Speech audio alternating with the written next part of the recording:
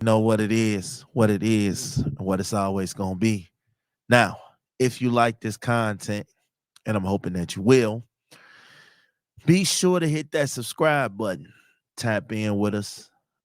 We do a lot of dope content over here on this channel.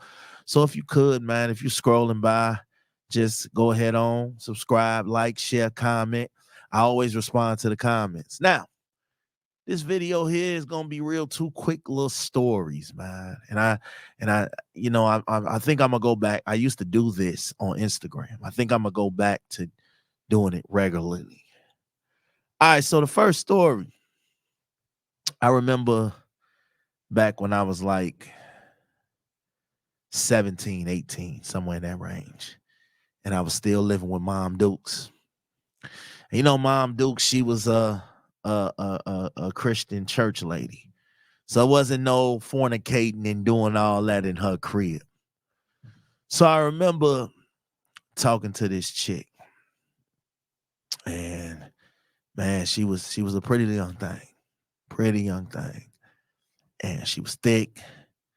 And I just knew if I just got her alone, oh man, I was gonna have the time of my life. I just knew it. Like all I had to do was get her alone. But the thing about it was, she lived with her people, I lived with my people. So, you know, we didn't really have the time for alone because both houses were full of kids and people and things like that. So I had been in the works. I had been planning to get her away. Like, man, like I really wanted to do this. At 17, I felt like, man, it's time to elevate and start dealing with, you know, mature women, or who I thought were mature women.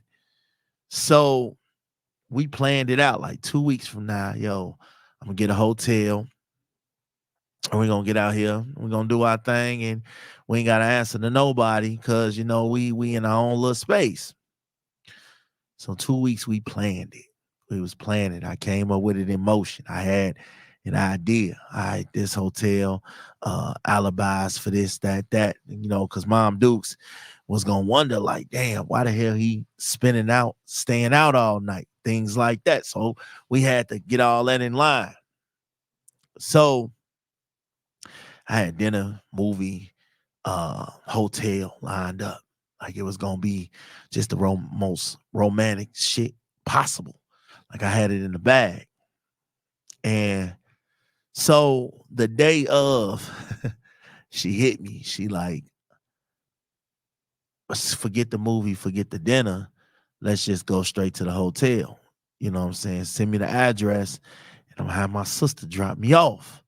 She's like, I don't want you showing up at the crib to pick me up because then they gonna get suspicious.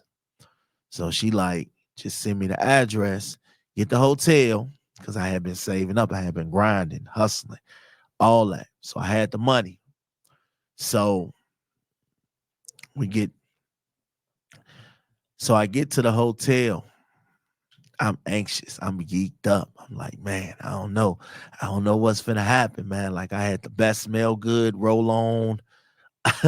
The roll on, y'all remember the little roll on body oil? I had the most best smelling good body oil. Fresh cut.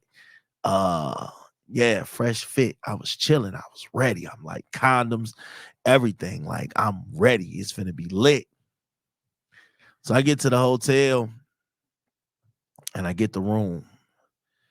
And she like, yo, I'm coming. I'll be there in a little bit.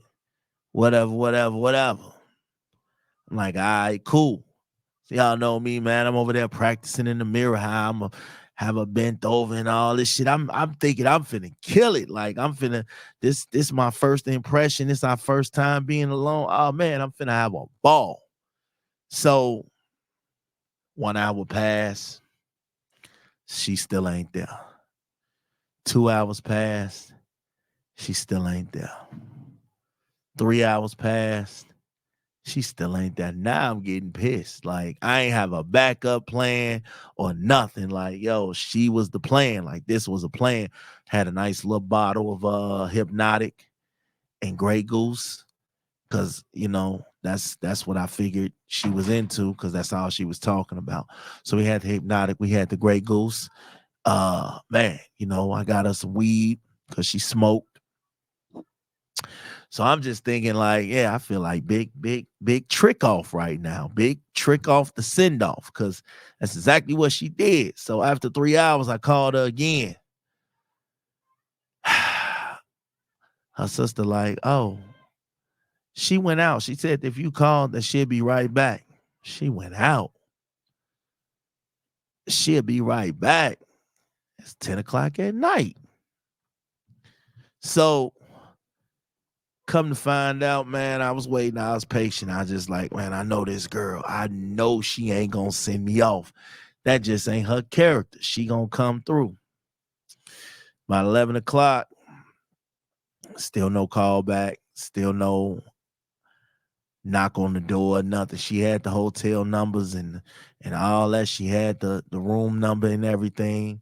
And when I tell you I was sitting there looking goofy, like looking goofy as hell, because her ass didn't show up, I was pissed. You talking pissed. No, go. Talking about so yeah, she was pissed. I was pissed. So um man, she didn't show up. And come to find out, the reason she didn't show up, because she had a better offer.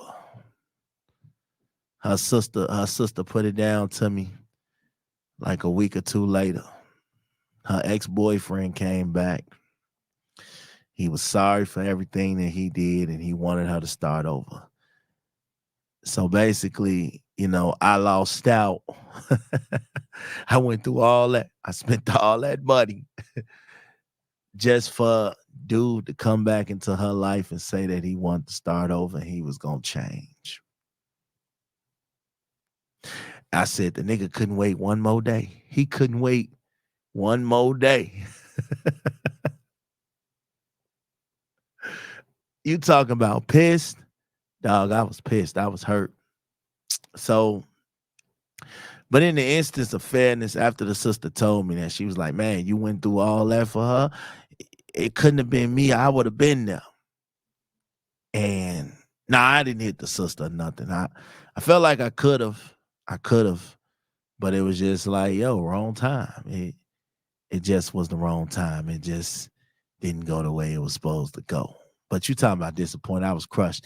That hotel room was $100. I spent $100. And that was just on the hotel. So, moral of the story, make sure that y'all get the hotel room together before you jump the gun and go pay for it and they don't show up. Yeah. All right. Now, the second story is a little different. Um, it's a little different. And I remember this, and I will never forget this ever in my life.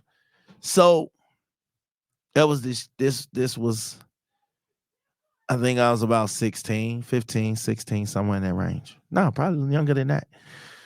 So y'all know about the legendary O Block, but it was before it was O Block, it was just a regular ass complex to us. It wasn't O Block back then. So this was like 2000 and 2001, 2002.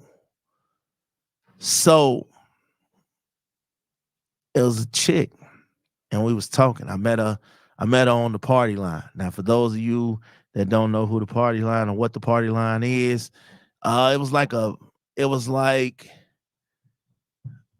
Clubhouse before Clubhouse was a thing. Everybody get on the phone, everybody talking from all over. It was Clubhouse before Clubhouse. So I met this chick, and at that time, gangs and things were heavy, but they wasn't as heavy as they are now.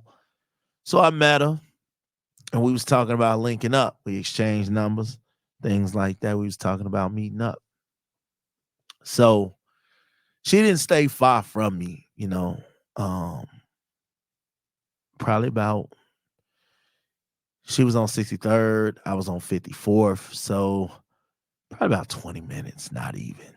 So back then I didn't have cell phones and things like that. So payphones was our best friends back then. So we get up. She gave me the address. I pull up on her. I remember pulling up into this big gated community. I remember pulling up. So I go up in there, and it's a whole bunch of dudes standing in front of the building where I'm supposed to be going into. And I was like, yo, anybody can tell me where this building at? Woo, because they didn't have numbers on it. And they was like, yo, where you from? Who you coming in here to see? So we just gonna say Keisha. I'm like, yo, I'm just trying to come in here and see Keisha. Woo. So buddy, like, he like, yo, I don't think you on no bull. So we gonna go ahead on and let you walk up out of here. We gonna let you walk up on out of here, you know. Don't worry about it. Don't worry about it. We ain't gonna do nothing to you. We just gonna let you go on and get up out of here. And I was like, yo, I ain't really causing no trouble. I just want to go see Keisha. He like, nah, ain't no Keisha. You ain't going to see no Keisha today. We just gonna go ahead on and let you get from up out of here. And I'm like, man, I just want to see Keisha. He like, all right, look, this the last time I'm gonna say it. Go ahead on, get from up out of here. And all right, cool. So you talking about super disappointed because again, like I was young, I was ready. I was ready to jump into anything that gave me attention. Now I didn't know what Keisha looked like, so it felt like a send-off. I don't really think it was a send-off on her part, but it was definitely a send-off because I didn't accomplish nothing that I set over there to do. So I go leave out of the gates. I walk about 3 blocks to a payphone. So I call her, hoping maybe like, she'll meet me at the front gate or something. And she like, oh, so you didn't come in the building? I'm like, no, the dudes wouldn't let me in the building. And she's like, oh, you scared of a bunch of dudes that you wouldn't come in the building? I'm like, how you expect me to fight 20 motherfuckers just to get some pussy? No, they wouldn't let me in. She like, I can't fuck with you. And then she hung up on me. And that was the last time I seen her. So not only did I get turned around in her building, I also got turned around by her because I didn't go through the 20 niggas to get to her. More of the story, tell them to come see you. It's safer that way. Y'all already know what it is, man. Appreciate y'all for stopping by just to hear these 2 quick little stories. I'll be tapping back in with y'all real soon. Y'all already know what it is. Hit that subscribe button. Help us out.